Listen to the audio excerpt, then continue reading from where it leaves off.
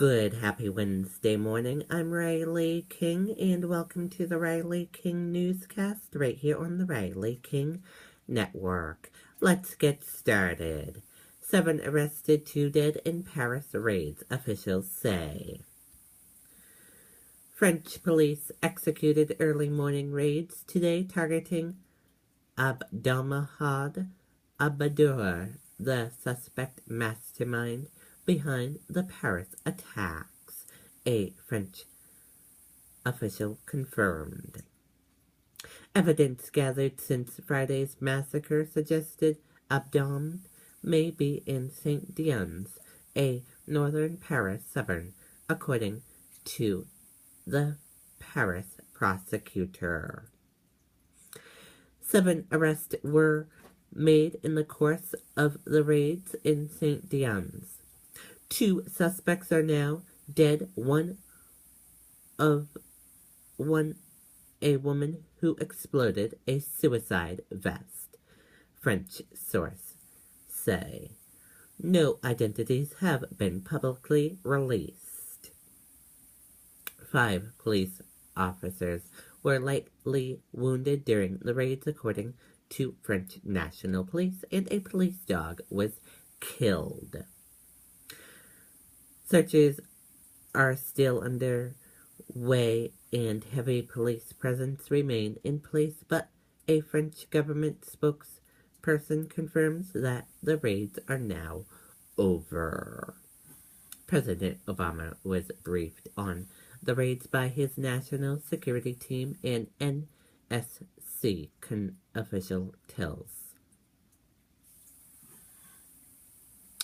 Witnesses reported ongoing gunfire starting at around 4:30 a.m. local time in Saint-Denis, not far from the Stadia de France, one of the targets in Friday's terrorist attacks. A number of residents in the area were offered safe refuge in City Hall, but police asked that everyone stay inside with windows closed, according to a press officer with the Saint-Denis mayor's office. Schools and shops in the area are remained closed. More than 100 raids have been conducted in... Sorry about that, everyone. I have allergies. Have been conducted in France in recent days as part of an emergency anti-terror crackdown, but were not related to terror attacks. Now to your local news. Nashua girl, 11, saves family from carbon monoxide poisoning. An 11-year-old girl helped save her family from carbon monoxide poisoning after a faulty furnace led to high levels of the gas inside their Nashua home, according to authorities. Crews were called to the house on Northwood Drive around 8:15 p.m. Tuesday.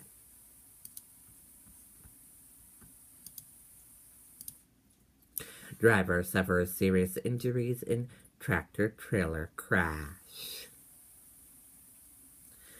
A tractor-trailer driver was seriously injured in a rollover crash on Interstate 93 in Concord late Tuesday night, state police say.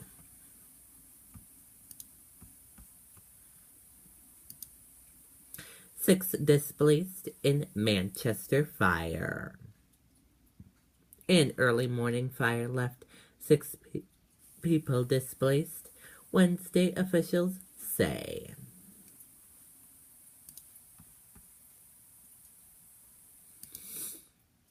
Manchester Monarchs goalie accused of strangling girlfriend. Series accusation against Manchester Monarchs goalie Patrick Barsoka surfaced Tuesday.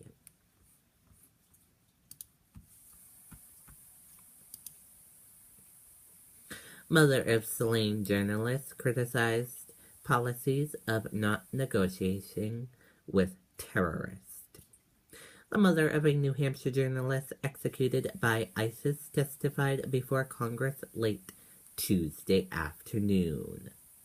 Diana Foley is questioning U.S. policy of not negotiating with terrorists, calling for Congress to provide evidence that it actually saves American lives.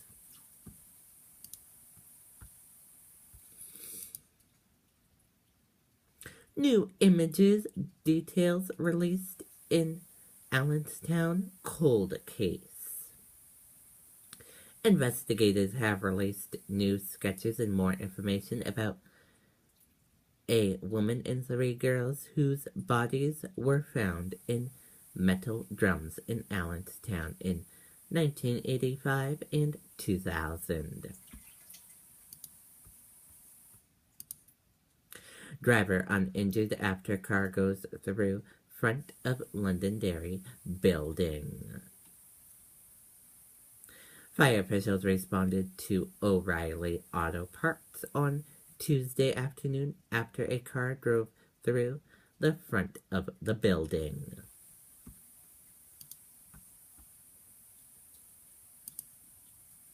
Crash shuts down road in Pelham.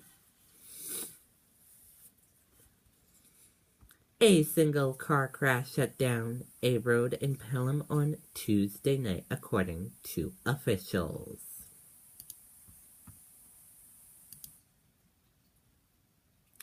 Concord man clocked at 107 miles per hour on I-93. New Hampshire State Police said a man was arrested after he was clocked driving 107 miles per hour in an infant in the vehicle on I-93 Tuesday morning.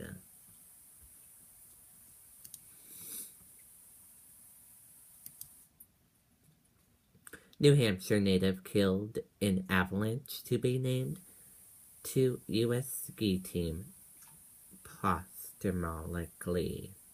The U.S. ski team announced Tuesday that it will name Franconia native Ronnie Burlack to the team posthumously after he was killed in an avalanche in January.